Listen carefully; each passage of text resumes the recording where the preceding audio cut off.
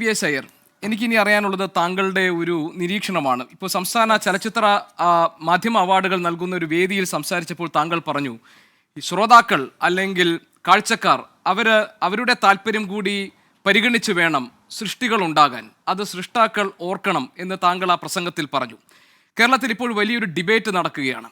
അതായത് ലഹരി ഉപയോഗത്തെ പ്രോത്സാഹിപ്പിക്കുന്ന കൂട്ടക്കൊലപാതകങ്ങളിലേക്കും പീഡനങ്ങളിലേക്കുമൊക്കെ ചെറുപ്പക്കാരെ തള്ളിവിടുന്ന തരത്തിലുള്ള പ്രമേയങ്ങൾ സിനിമകളിൽ വരികയും അത് ആഘോഷമാക്കുകയും ചെയ്യുന്ന ഒരു സന്ദർഭത്തെക്കുറിച്ചുള്ള തർക്കങ്ങൾ നടന്നുകൊണ്ടിരിക്കുകയാണ്. അപ്പോൾ കലയ്ക്ക് വേണ്ടിയാണോ സമൂഹത്തിന് വേണ്ടിയാണോ എന്നൊക്കെയുള്ള താത്വികമായ ചർച്ചകളൊക്കെ നമ്മുടെ പോയ തലമുറയിൽ വലിയ തരത്തിലുണ്ടായിരുന്നത് താങ്കൾക്കറിയാമല്ലോ.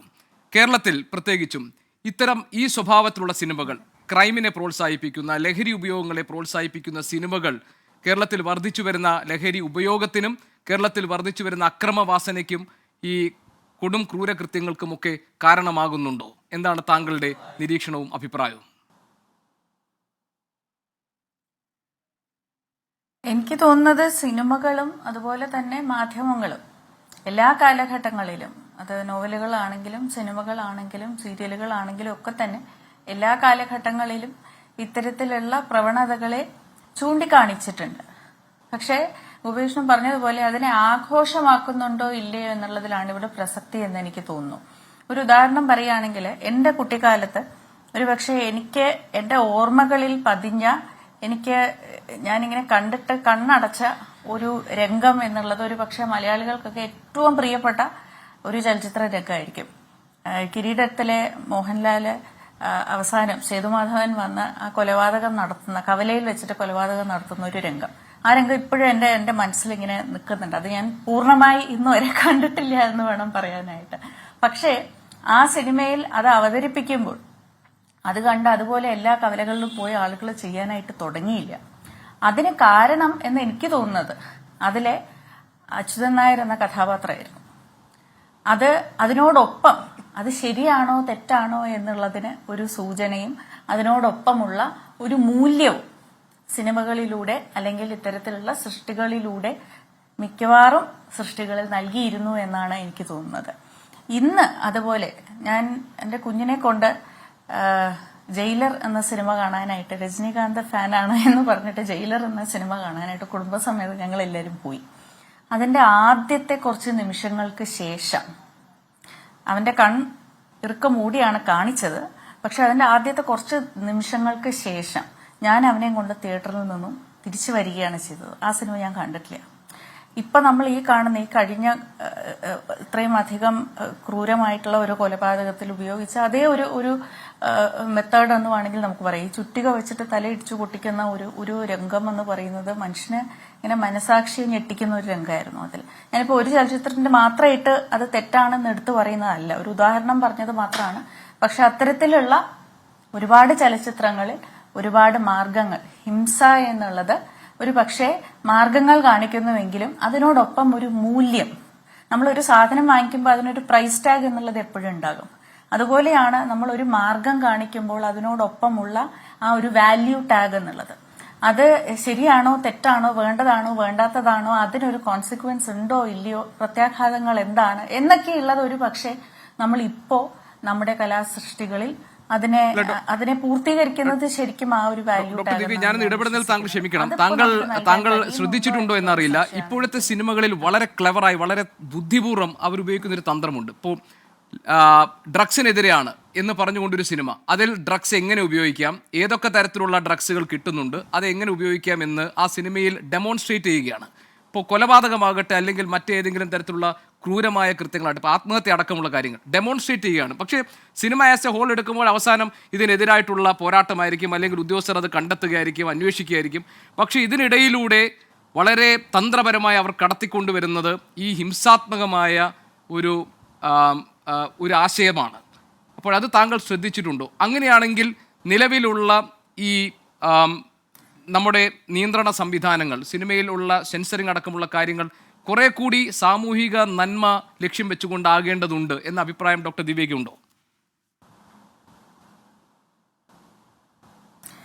തീർച്ചയായിട്ടും സാമൂഹിക നന്മ ലക്ഷ്യം വെച്ചുകൊണ്ട് തന്നെയാണ് നമ്മൾ ഏതൊരു കലാപ്രവർത്തനത്തിനും ഇറങ്ങിത്തിരിക്കേണ്ടത് എന്നുള്ള പൂർണ്ണ വിശ്വാസവും ആ പക്ഷക്കാരിയും തന്നെയാണ് ഞാൻ.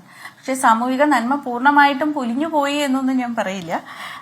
എനിക്ക് തോന്നുന്നു ഇതിൽ നിന്നും ഒരു പക്ഷെ പണ്ടൊക്കെ നമ്മളൊരു ചലച്ചിത്രം കാണുമ്പോൾ അത് ഈ പറഞ്ഞ പോലെ അതിന്റെ ഒരു ആകത്തുക കാണുക എന്നുള്ളതായിരുന്നു നമ്മൾ ചെയ്തുകൊണ്ടിരുന്നത്. ഇപ്പോ സമൂഹ മാധ്യമങ്ങളുടെ കാലഘട്ടത്തിലും നമ്മുടെ എല്ലാവരുടെയും തന്നെ ശ്രദ്ധാകേന്ദ്രം എന്നുള്ളത് അല്ലെങ്കിൽ ഈ ഒരു ശ്രദ്ധാപരത എന്നുള്ളത് വളരെയധികം ചുരുങ്ങി എന്നുള്ളത് കൊണ്ടും ഇതുപോലെ എന്ത് കോണ്ടെക്സ്റ്റിലാണ് അല്ലെങ്കിൽ എന്ത് സാഹചര്യത്തിലാണ് ആ ഒരു രംഗം വന്നത് എന്നുള്ളത് പോലും നോക്കാതെ അത് മാത്രം വൈറലാകുന്ന ഒരു പ്രേരണ കൂടിയുണ്ട്. അപ്പൊ അങ്ങനെ അത്തരത്തിൽ നമ്മൾ ശരിക്കും കീഴ്പോട്ട് നോക്കിയാൽ ഒരുപാട് കാരണങ്ങളുണ്ട് ഇത്തരത്തിലുള്ള പ്രവണതകൾ വർദ്ധിക്കുന്നത്. അതിപ്പോ നമ്മള് ബ്ലാക്ക് മാജിക് എടുത്തു നോക്കിയാലും അല്ലെങ്കിൽ നർക്കോട്ടിക്സ് എടുത്തു നോക്കിയാലും വയലൻസ് എടുത്തു നോക്കിയാലും എല്ലാത്തിലും ഇത്തരത്തിലുള്ള സ്വാധീനങ്ങൾ തീർച്ചയായിട്ടും ഉണ്ട്.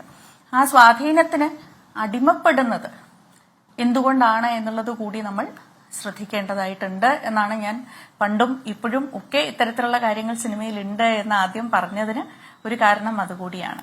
എത്രമാത്രമാണ് ഒരു ചലച്ചിത്രം അല്ലെങ്കിൽ ഒരു പുസ്തകം അല്ലെങ്കിൽ ഒരു റീൽ നമ്മളെ സ്വാധീനിക്കുന്നത് എന്നുള്ളത് നമ്മൾ ഓരോരുത്തരും എടുക്കേണ്ടുന്ന ഒരു തീരുമാനം കൂടിയാണ്. അല്ലല്ല ഡോക്ടർ ദിവ്യ, അങ്ങനെ പറയുമ്പോഴുള്ള പ്രശ്നം എന്ന് വെച്ചാൽ ആ തരത്തിൽ സെൽഫ് ട്രെയിൻഡ് ആയിട്ടുള്ള, ആ തരത്തിലൊരു സാമൂഹികമായി എക്സ്പോസ്ഡ് ആയിട്ടുള്ള അല്ലെങ്കിൽ ആ തരത്തിലുള്ള പരിശീലനം ലഭിച്ച, അനുശീലനം ലഭിച്ച ഒരു തലമുറ നമ്മുടെ കൂട്ടത്തിൽ ഇല്ല എന്നുള്ളതാണ് പ്രശ്നം. ഇപ്പോൾ ഈ ഒരു ഇമോഷണൽ കോഷ്യന്റ് എന്ന് പറയുന്നത്, നമ്മൾ ഏതൊക്കെ കാര്യങ്ങൾ എടുക്കണം, ഏതൊക്കെ കാര്യങ്ങൾ തള്ളണം, ഏതൊക്കെ കാര്യങ്ങളാണ് നമ്മൾ മാറ്റിവെക്കേണ്ടത്, ഈ കാര്യങ്ങൾ തിരിച്ചറിയണമെങ്കിൽ അതിന് വിവേചന ശക്തിയുള്ള ഒരു മാനസികാവസ്ഥ ഉണ്ടാകണമല്ലോ. അതുണ്ടാക്കാൻ നമ്മൾ എന്ത് ചെയ്യുന്നു? അതിന് തടസ്സം നിൽക്കുന്നതാണ് ഈ വരുന്ന പുതിയ ട്രെൻഡുകൾ മുഴുവൻ. അത്തരത്തിലേക്കുള്ള ഒരു സാധ്യതയിലേക്കും അവരെ കൊണ്ടുപോകാൻ പറ്റുന്ന ഒന്നും ഉണ്ടാകുന്നില്ല കലാരംഗത്തടക്കം.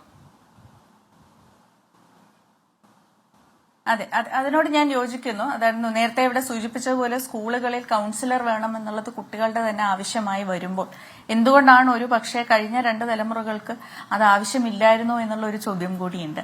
നമ്മൾ എത്രത്തോളം നമ്മുടെ വ്യക്തിഗത അവകാശങ്ങൾക്കും വ്യക്തിഗത ജീവിതത്തിനും പ്രാധാന്യം നൽകിക്കൊണ്ട് നമ്മുടെ ഒരു സാമൂഹിക ജീവിതത്തിന് പ്രാധാന്യം കുറച്ചുകൊണ്ടു പോകുന്നുവോ അത്രയധികം ഇത്തരത്തിലുള്ള സഹായങ്ങളും ഇത്തരത്തിലുള്ള സഹായങ്ങളുടെ ആവശ്യകതയും സ്വാധീനങ്ങളുടെ ശക്തിയും വർദ്ധിച്ചുകൊണ്ടേയിരിക്കും. അതായത് ഒരു ഇൻഡിവിജ്വൽ റൈറ്റ് ബേസ്ഡ് സൊസൈറ്റി എന്നുള്ളത് ശരിക്കും അതൊരു പാശ്ചാത്യ സങ്കല്പമാണ്. ഇൻഡിവിജ്വൽ റൈറ്റ്സ് ബേസ്ഡ് സൊസൈറ്റി എന്നുള്ളത് നമ്മുടേത് എന്നും ഭാരതത്തിൽ എന്നും നമ്മൾ ഒരു കമ്മ്യൂണിറ്റി ബേസ്ഡ് സൊസൈറ്റി ആയിരുന്നു. അത് സാമൂഹികമായി ജീവിതം ജീവിക്കുന്നവരായിരുന്നു ഭാരതത്തിലും കേരളത്തിലുമുള്ള ആളുകൾ എപ്പോഴും. പക്ഷേ ഇന്ന് നമ്മുടെ ഈ പറയുന്ന ആഗോളവൽക്കരണത്തിന്റെയും അല്ലെങ്കിൽ വാണിജ്യവൽക്കരണത്തിന്റെയും ഒപ്പം സമൂഹ മാധ്യമങ്ങളുടെയും ഒക്കെ ഒരു അതിപ്രസരം എന്ന് വേണമെങ്കിൽ നമുക്ക് പറയാൻ സാധിക്കും. നമ്മളെല്ലാവരും ലോകം എന്റെ കൈക്കുള്ളിലാണ് എന്നുള്ളത് കൊണ്ട് എനിക്ക് ഞാൻ മാത്രം മതി എന്നുള്ള ഒരു മിഥ്യാധാരണയിൽ ജീവിക്കുകയാണ്. ആ ഒരു മിഥ്യാധാരണയിൽ നമ്മൾ ജീവിക്കുമ്പോൾ തീർച്ചയായിട്ടും ഇത്തരത്തിലുള്ള പ്രശ്നങ്ങൾ നമുക്കുണ്ടാകും. ഒരു പരസ്പരാശ്രിത സമൂഹമാണ് നമ്മൾ എന്നുള്ള ഒരു തിരിച്ചറിവ് നമുക്ക് നമ്മുടെ ഇടയിൽ തന്നെ കൊണ്ടുവരേണ്ടതായിട്ടുണ്ട്. അത് നമുക്ക് ഓരോരുത്തർക്കും വേണം. നമുക്കുണ്ടെങ്കിൽ മാത്രമേ നമുക്കത് നമ്മുടെ കുഞ്ഞുങ്ങളിലേക്കും ശരിക്കും പകർന്നു നൽകാൻ സാധിക്കൂ. ആ ഒരു പരസ്പര ആശ്രയത്വം എന്നുള്ളത് അതിന്റെ ഒരു ഈർപ്പം നമ്മുടെ ഉള്ളിൽ ഇല്ല എന്നുണ്ടെങ്കിൽ ഇത്തരത്തിലുള്ള പ്രവണതകൾ, പരപ്രേരണകൾ, ഈ സ്വാധീനങ്ങൾ, അവയുടെ ശക്തി, അവ കാരണം ഉണ്ടാകുന്ന നാശം ഇതെല്ലാം വർദ്ധിച്ചുകൊണ്ടേയിരിക്കുമെന്നാണ് ഞാൻ കരുതുന്നത്. അപ്പോൾ നമ്മള് സ്ട്രോങ്ലി ബോണ്ടഡ് കമ്മ്യൂണിറ്റി എന്നുള്ളത് വളരെ പ്രധാനമാണ് എന്ന് എനിക്ക് തോന്നുന്നു.